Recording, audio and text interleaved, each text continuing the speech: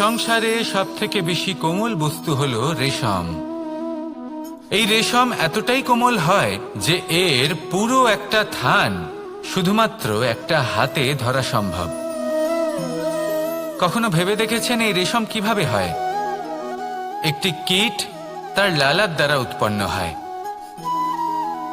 এই কীট সেই রেশমকে পাক দিতে থাকে, পাক দিতেই থাকে আর আস্তে আস্তে তার মধ্যেই জড়িয়ে পড়ে।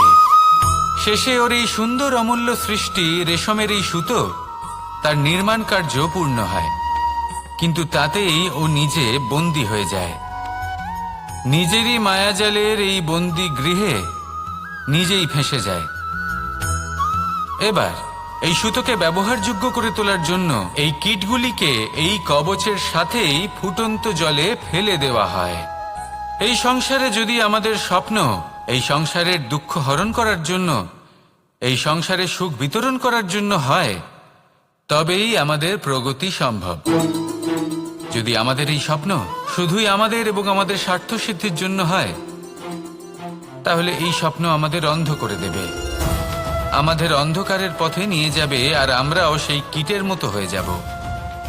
নিজেদেরই মায়াজালে আমরা নিজেই ফেঁসে যাব, আর শেষে আমরা যদি কিছু লাভ করি তা হবে একাকিত্ব, অন্ধকারময় মৃত্যু।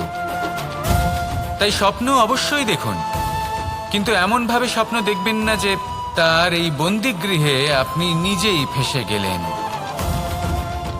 স্বপ্ন দেখুন পরোপকারের, পরমার্থের, সবাইকে উদ্ধারের, অন্ধকারের নয়। তবেই কল্যাণ হবে, আর তবেই এই হৃদয় প্রসন্ন হয়ে বলবে রাধা।